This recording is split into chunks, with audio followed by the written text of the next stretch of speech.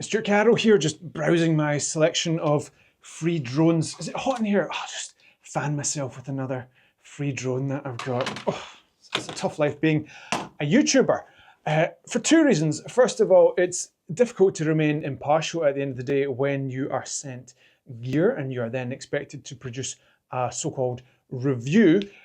Second of all, it makes it difficult to keep in mind the price of the product when you are reviewing the product because you did not pay for the product, and the price of anything is absolutely fundamental to how you will perceive the features and the functionality and ultimately the overall experience of that product. So coming back to my fan, the price is absolutely fundamental to how you view the new DJI Flip.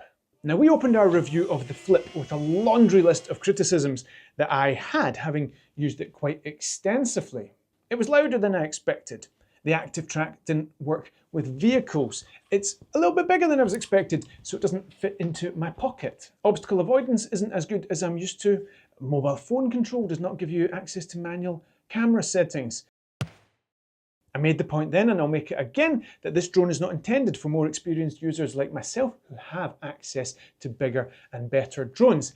And even more importantly than that, and even more easy for someone like ourselves to overlook, having not paid for the drone, is the significance of price. Not everyone has £1,000 to spend on a drone. So let's break down the price of this, a Mini 3 Pro refurbished, and then see where this stacks up against the competition, keeping in mind the price. If we strip out the price of the DJI RCN 2 or 3 controller so we can look at the price of the drone by itself, theoretically what the drone costs if you could buy it separately, that is, then things start to get kind of interesting.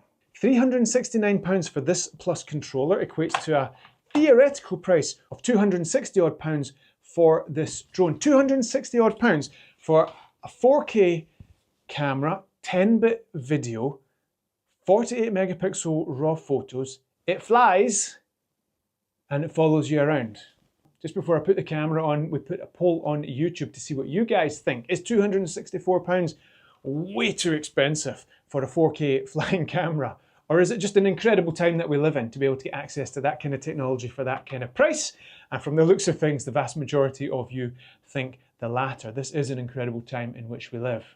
The vast majority of the deficiencies that we've commented on with the Flip and that others have commented on and come up with other things that they feel are wanting with that drone come from a place that it's not as good as the Mini 4 Pro. It's an inevitable comparison because they both have the same camera. So why shouldn't we compare the drones themselves? Well, we can compare, but we have to keep in mind that the Flip is half the price. So what did you expect? An identically performing camera, we got that.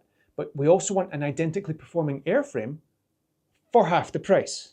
Now that's patently ridiculous when the conversation is framed like that. So the question should then become, thanks DJI for giving us an identical camera to a drone that's twice the price, but what are we willing as consumers to tolerate in terms of an acceptable downgrade on the drone itself in exchange for getting it half price?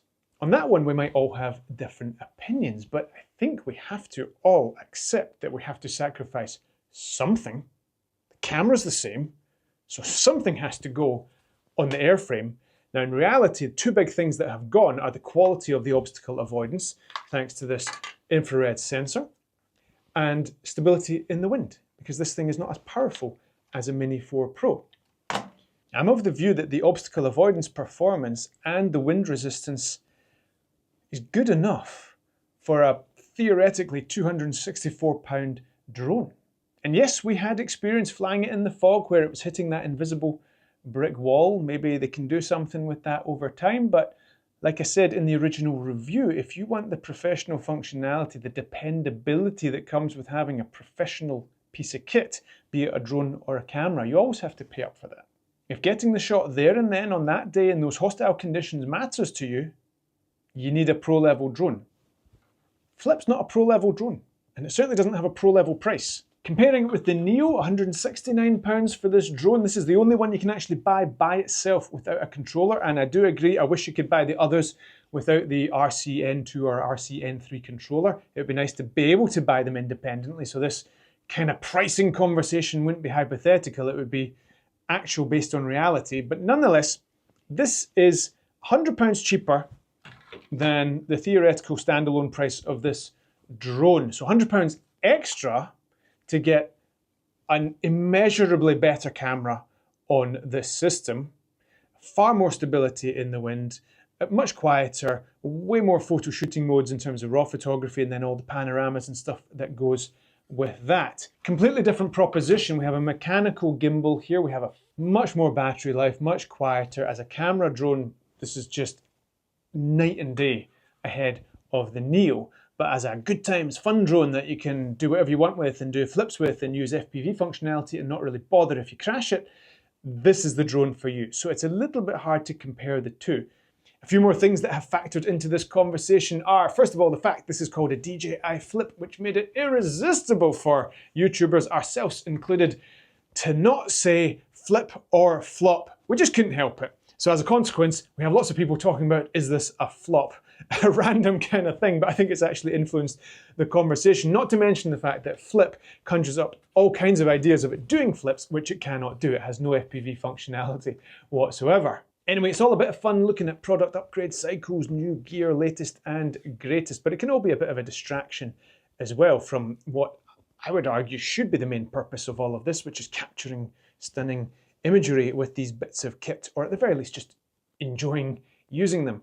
Get out and fly and create something special instead of obsessing over specifications. If we weren't doing this for our YouTube channel, or if we weren't making our drone courses and all that kind of stuff, Air 2S, what an amazing drone that is. 1-inch sensor. Mavic 2 Pro, amazing drone. Yeah, of course it's nice to have the newest one, but all gets a bit out of hand sometimes. So have fun, try not to get too bogged down. Certainly don't get angry about it. Whew, some of you in the comments, don't get stressed about these things. It's not worth it. More important things in life. Anyway, that's another 2 cents from me thrown into the conversation, and we'll see you in the next one.